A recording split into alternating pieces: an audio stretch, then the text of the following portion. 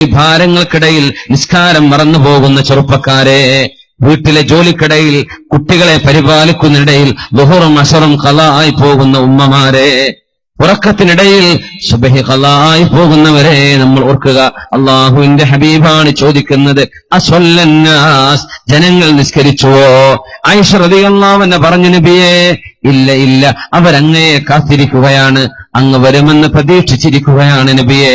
എന്നാൽ ആയിഷ, ഒരു തവണ കൂടെ എന്റെ തലയിലേക്ക് ഒരു ബക്കറ്റ് വെള്ളം ഒഴിച്ചു തരൂ എന്ന് ചോദിച്ചു റസൂലുള്ളാഹി സ്വല്ലല്ലാഹു അലൈഹി വസല്ലം തങ്ങൾ. രണ്ടാമതൊരിക്കൽ കൂടെ അല്ലാഹുവിന്റെ ഹബീബിനെ കുളിപ്പിക്കുകയാണ് ആയിഷ റളിയല്ലാഹു അൻഹ. ഒരു ഉന്മേഷം വന്നു.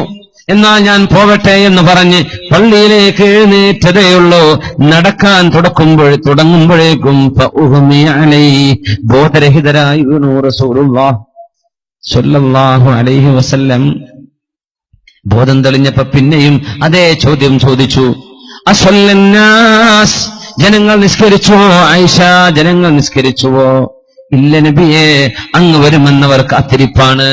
ആയിഷ, ഒന്നുകൂടെ എന്റെ തലയിലേക്ക് വെള്ളം ഒഴിച്ചു തരുമോ?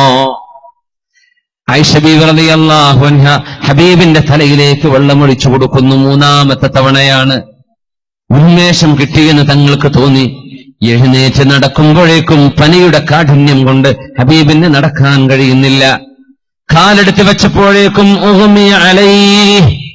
ബോധരഹിതരായി വീഴുകയാണ്. നാലാമതും അഞ്ചാമതും അത് തന്നെ സംഭവിച്ചു.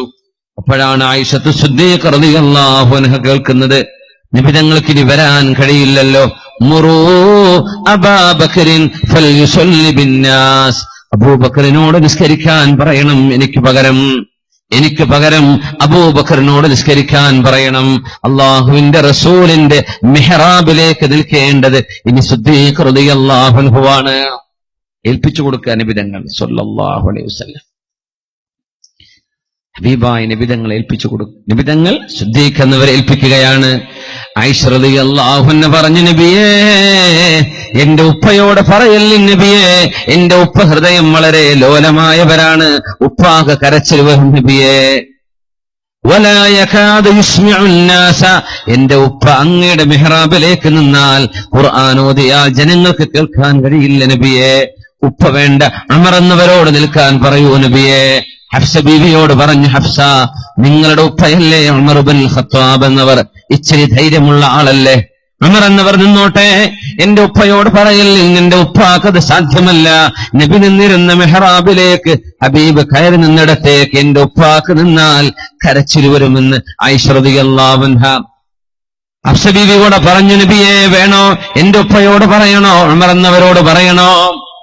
തങ്ങൾ പറഞ്ഞു, ആയിഷ, ഹഫ്സ, നിങ്ങളൊക്കെ യൂസുഫ് നബി അലൈഹി സ്വലാത്തു വസ്സലാമിനെ പറ്റിക്കാൻ വന്ന പെണ്ണുങ്ങളെ പോലെയാണോ? മുറു അബാ ബക്കറിൻ, എന്താ ഞാൻ പറഞ്ഞു നിങ്ങൾ അനുസരിക്കാത്തത്? അബൂബക്കറിനോട് പറയണം. ഫൽയുസല്ലി ബിന്നാസ്, അബൂബക്കർ എന്നവർ നിസ്കരിക്കട്ടെ. ഹബീബായ നബി തങ്ങൾ ആരാണ് ഹബീബിന്റെ ശേഷം ഈ ലോകത്തെ നയിക്കേണ്ടതെന്ന് പഠിപ്പിക്കുന്ന പോലെ വല്ലാത്തൊരു രംഗമാണ്. നമുക്കതിന്റെ സമാനമായത്, അതുപോലെ സമാനം നമുക്ക് ഒരിക്കലും പറയാൻ പറ്റില്ല. പക്ഷെ എനിക്ക് ഓർമ്മ വരികയാണ്, കോഴിക്കോട് കടപ്പുറത്ത് സമസ്തയുടെ വാർഷികം നടക്കുന്ന അവസാനത്തെ സമയം, മഹാനായ ശംസുൽ ഉലമ ജീവിച്ചിരിക്കുന്ന സമയം. ഓർമ്മയുണ്ടോന്നറിയില്ല, ഞാൻ അവിടെ ഉണ്ടായിരുന്നു, എനിക്ക് ഓർമ്മയുണ്ട്.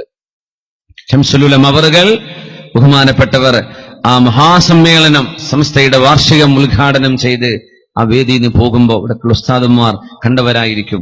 ചെറുശ്ശേരി ഇങ്ങോട്ട് വന്നിരിക്കിൻ എന്ന് പറഞ്ഞ് മഹാനായ ഇന്നത്തെ സമസ്തയുടെ ജനറൽ സെക്രട്ടറിയെ, ചെറുശ്ശേരി ഉസ്താദിനെ ആ സീറ്റിൽ ഇരുത്തിക്കൊണ്ടാണ് ശംസുൽ ഉലമ അവിടെ നിന്ന് എഴുന്നേറ്റ് പോയത്. പിന്നെ ഒരു സമ്മേളനം പങ്കെടുക്കാൻ മഹാനായ ശംസുൽ ഉലമ ഉണ്ടായിട്ടില്ല. സമാനമെന്ന് തോന്നുകയാണ്. ഈ ഉമ്മത്തിനെ നയിക്കാൻ എന്റെ ശേഷം നിങ്ങളായിരിക്കട്ടെ എന്ന് മഹാനായ സൈനുൽ ഉലമയെ ചെറുശ്ശേരി ഉസ്താദ്, നമ്മുടെ ഉസ്താദാണ്, എന്റെ ദാറുൽ ഹുദയിൽ നിന്ന് ഞങ്ങളൊക്കെ കിതാബൂതി പഠിച്ചത് ഉസ്താദിൽ നിന്നാണ്. അള്ളാഹു ആയുസ്സും ആരോഗ്യം ആഫിയത്തും കൊടുക്കട്ടെ. ഹബീബായ നബി തങ്ങളുടെ സംഭവമായി തുലനം ചെയ്യുകയല്ല, പക്ഷേ സമാനതകൾ കാണുന്നു.